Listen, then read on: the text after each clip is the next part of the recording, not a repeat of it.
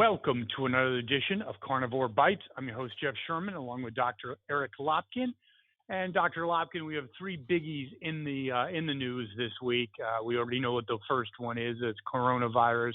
We got the Democratic primary. I think I have a couple interesting insights. I'm sure you do as well.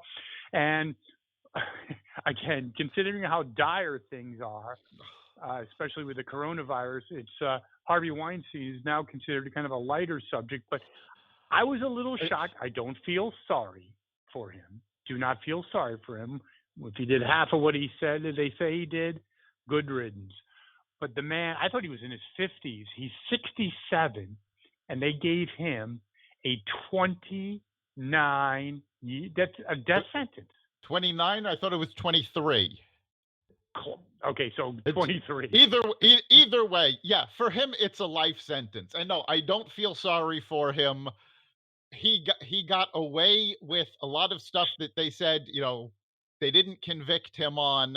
In fact, they didn't convict him on the most serious of charges. So had he been convicted on everything that he was charged with, he'd have gone away for even a longer amount of time. He was a sociopath. He was a creep. And he also was a victim of his own success. He was first of all, I think he grew up probably as a guy who never got women. He's not a particularly attractive person, let's just be honest, okay? He had this opportunity with all these starlets and blah, blah, blah, the most powerful man in Hollywood. And instead of pursuing a normal route, whatever you want to call it, okay, even having relationships, all that kind of stuff, he was a sociopathic creep. No, yeah, he was a sleazebag. He was a sleazebag in what he did at work. He was a sleazebag in his private life. This was not a good person. And how is he a sleazebag in his work? I just don't know. I'm not questioning it. I have contacts over at the Motion Picture Association, and they had to deal with him on a regular basis. And he treated the people that worked at his company poorly, with no respect. He would abuse them on a regular basis.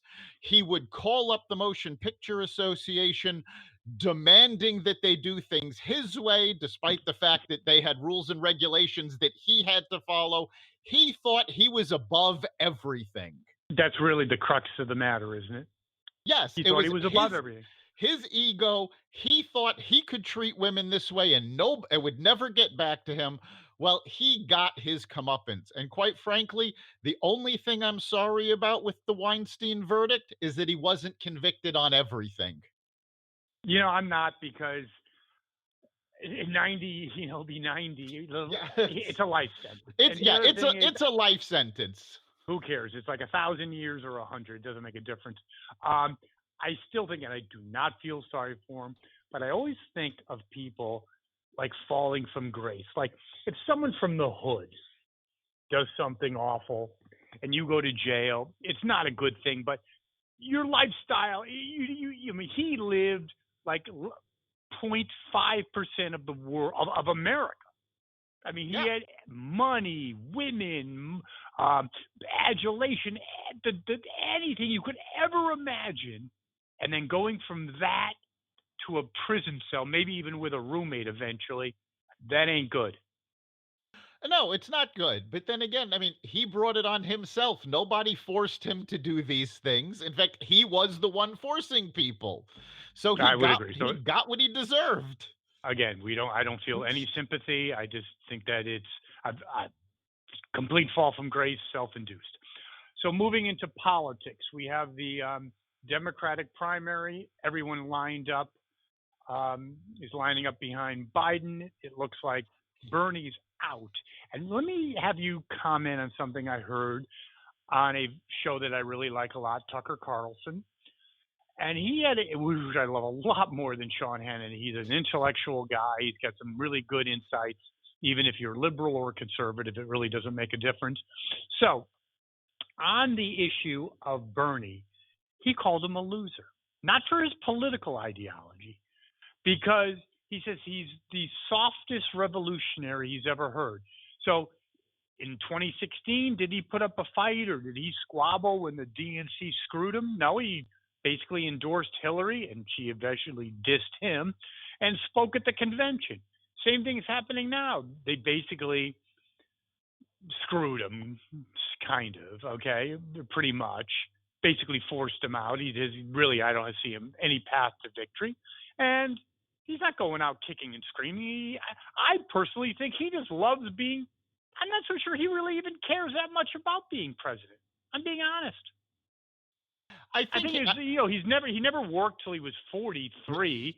I mean, he's got a great lifestyle. I mean, who really wants it? He's 78. I think he's fine with the whole thing. I think his Bernie bros are the ones that got dissed, but I think he's fine. He's no problem. no, I love that term, a soft revolutionary. And I think that's a great description. I hadn't heard that before now. But I think it's true. He is a soft revolution. He's in love with the idea of a revolution. But the fact of the matter is, first of all, he's not a Democrat.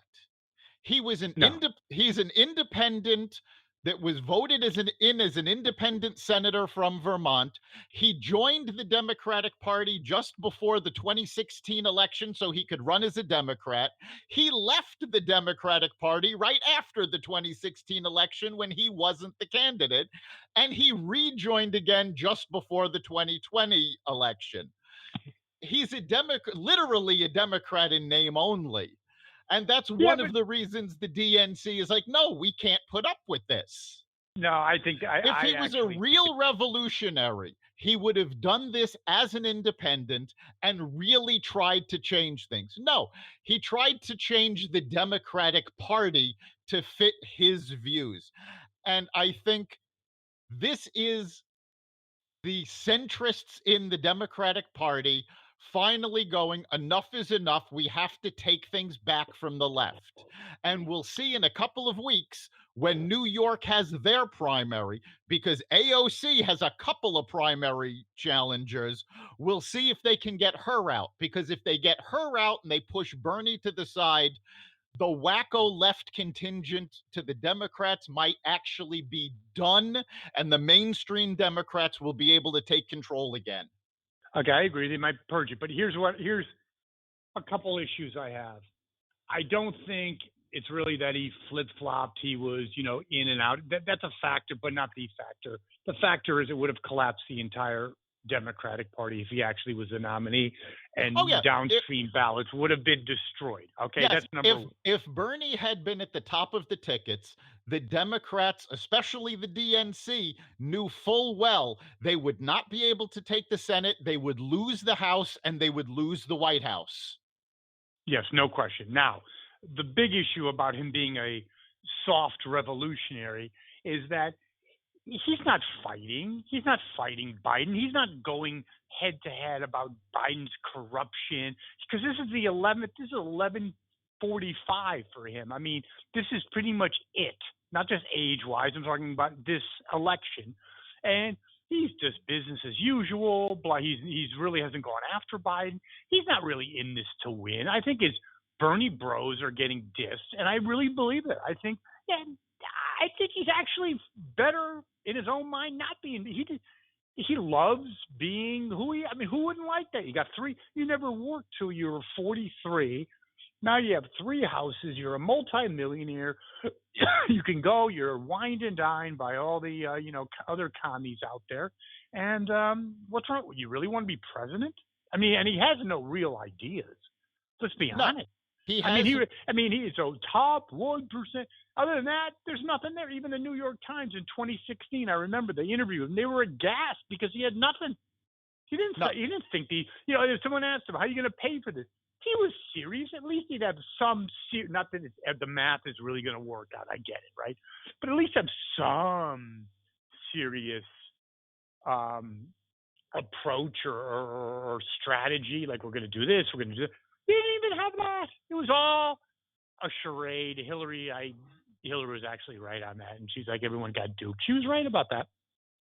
Any final thoughts? Yeah. Now, he has no real ideas. He did put out a paper explaining how he was going to pay for his policies. And the paper was even more ridiculous than what Elizabeth Warren put together. Not only would it never cover the costs, some of what he put forth isn't even feasible. He was talking about covering the part of the costs by filing lawsuits against oil companies, except the Yeah. oil companies didn't break any laws that he knows of. So that would actually cost the government money, not make money. He had Now, no idea what he was doing, and quite frankly, he sold a bill of goods to the Bernie bros. He took their idealism, led them down this path to nowhere, and he conned them good. great one. Couldn't have said that better, Dr. Lopkin. He seized on the idealism, especially of the Occupy Wall Street movement of 2010, whatever it was. The momentum was still there. These millennials grew up on this, right? And he used them, and he made millions on them. And I want your final thought. My final thought is he really had no intention of winning the presidency. For him, this was all a spectacle. I think the spectacle, I don't know if he thought he could win or not, but I don't think he really cared. I think it was more about getting himself out in public and being in front of a microphone and having an audience. Because let's face it, prior to him running in 2016, he was a nothing senator. He never did it. He was on some shows being but he was nothing. Yeah. I agree with 100% what you're saying. I think if he won, he won. But he's not, unlike a true committed either communist or someone running. Believe me, Dr. Lopkin, he's going to bed at night. He's never slept better in 20 years, meaning he's never been more affluent, he has never had more adulation. He's sleeping like a baby. He's not up at night tossing and turning what could have, should have been. He's good with the whole thing. I can see that, yeah. Okay, so moving on to a much more important issue. The coronavirus just got declared by the World Health Organization as a official pandemic. As a global pandemic, yes. I think this could be catastrophic. I don't think it's going to be catastrophic. It's going to be bad, don't get me wrong. But we're already seeing cases in China have already peaked. We're over the peak there. So that was the first place to get hit. So that's a good sign. And I want everybody to remember the word, and of course I'm going to pronounce this wrong, I guarantee it, but it's recessivir. Recessivir is a drug that has been used on people with coronavirus with promising effects. It has already started having progress against it. So we are actually close to having a treatment. Okay, here's what I think, and that's a good. We don't know the answer to this. If it ebbs in the warm weather, then it's a big bump in the road. If this thing goes on, it's going to create further problems. What is your assessment on that? Oh, if it goes past the summer, it'll definitely create problems. However, every epidemiologist that I've heard from all believes that this will pretty much be wrapped up in 2 months. So we're if talking that is about the case, Dr. Lopkin, if that is the case, then what do you think of it? I think it would be a bump in the road, and I think economically also a bump in the road, because what you're really doing, things would get devastated, but then there'd be some pent-up demand, some increased euphoria post-summer, mid-summer. I think things are good. Do you agree with that? Yes, I don't think things are going to be as bad economically as people are thinking, because there are going to be sectors of the economy that are hit hard. Tourism, airlines, things like that. But you're also seeing we have a shortage of the test kits, and the companies that manufacture these are ramping up the manufacture of them, and they've all said they are hiring people so that they can ramp up. You're Okay, seeing, but But You're here's the hiring process in a nutshell, Dr. Lopkin. Unfortunately, I believe the economy, and you were right, the economy was much stronger than we thought. Okay, with that I thought. I think hiring was still the only reason. Well, hiring was amazing, yeah. amazing. There was no end in sight. Okay, no end. Right. I think Trump was a shoe. I mean, just unless something crazy happened, I gave him. I'll give him at that time 75. How does that sound? I don't see any way, especially Biden, having a chance of beating him. Um, I think now if you were going to hire 10 people, Dr. Lockman, you're going to put that on hold right now. You just are. You'll probably put things on hold, but that, again, that's a temporary hold. One of the important things economically to remember is that economists are talking about this is going to take about 750 basis points out of the economy.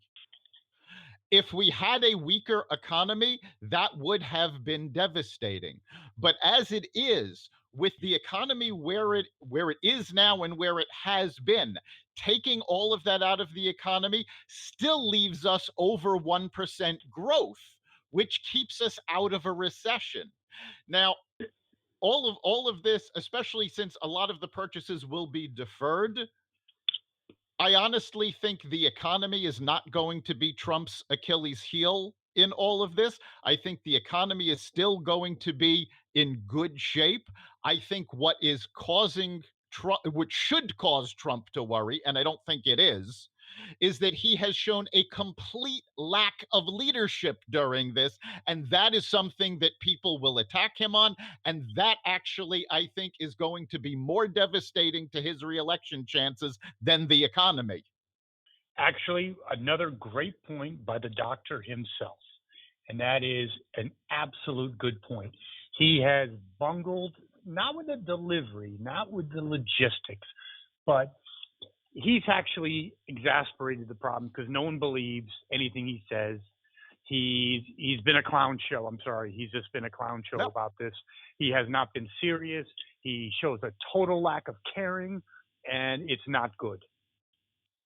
No, it certainly isn't. And again, we've been saying for the last 2 years that we thought the only person that could beat Trump would be Trump. And yes, right now he is showing that he is defeating himself.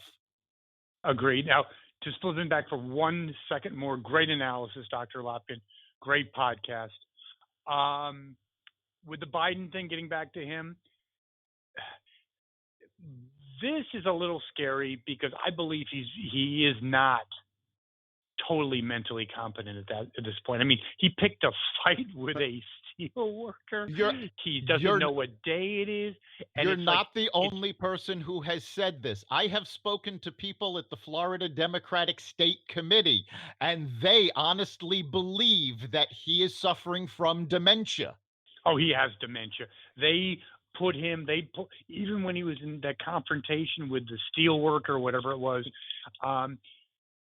they had someone pushing him like, okay, let's move on or whatever, some woman, and he goes, shush, shush, which if it was someone else, that's a little sexist, by the way, but we won't go into that. Yet he has handlers. Even the DNC had the next debate, and they're actually looking at not having the debate, having him, everyone sit down. He is not mentally capable for the presidency. They know it. It's a sad demonstration, but they had no one else except Bernie, and that was a disaster. Am I not right about that? Well, I think the problem was the DNC did not get their act together fast enough. There are people, I've said for weeks, Amy Klobuchar was a viable candidate. But what happened to her? Because I agree with you 150%. She would have given Trump a real run for the only thing that Biden, if everything was good and there was no coronavirus, he's finished. He's in a debate, their jaws would be dropping. Yeah, she didn't have the name recognition, so the DNC did not mobilize their forces behind her. Bad mistake. And it was a huge mistake. And worse, they let the wacko left part of the party basically control the election process Too late. up until, I would say, 2 months ago. So Agreed. They let it go on too much they let it longer. go on too long. So they had a viable candidate who could actually beat Trump, who would actually have been good for the country, but they just let it go and they blew it, which, let's face it, both parties are very good at shooting themselves in the foot. Dr. Lopkin, in closing, you nailed it. She would have been, especially with this coronavirus and Trump's reaction to it, or lack of reaction, or lack of a stable reaction to it. She could have given Trump a run for the money. It would have been a 50-50 shot. I don't think Biden, absolutely, even with Trump's antics during this corona, unprofessionalism, unpresidentialism, I still think Biden head to head, when he's just not capable. And I'm not being a partisan. He's just not capable. I don't think Biden can do a good. Well, I don't think he can really beat Trump unless the Democrats severely mobilize and actually bring the entire party together behind him. I don't know that a lot of the ones on the left, certainly not the Bernie bros, and I know a lot of younger voters have stayed home this primary season. They haven't even bothered to vote. So it's true. He does not have the support he once did. Good point. Unless they can mobilize all of those people, I don't think he's going to beat Trump. However, I do think at this point, even with the mobilization they've done so far, they've gotten closer than at any point in the last 4 years. Agree. Well, that concludes this edition of Carnivore Bites. We'll do it again next week. And we have a special announcement, Dr. Lopkin, don't we? Right. Starting Friday, we will be going live. So you can call, if you want to be part of the conversation, you can call us at 563-999-3693. We will be on the air Friday at 4. You can find us at blogtalkradio.com/carnivore radio. Great. Thank you, Dr. Lopkin. Looking forward to Friday. Take care. See you then. You've been listening to Carnivore Bites, part of the Exvadio Podcast Network. You can catch us every week on carnivoreradio.com, exvadio.com/podcasts, the Apple Podcast Store, Google Play, Spotify, iHeartRadio, and wherever you find podcasts.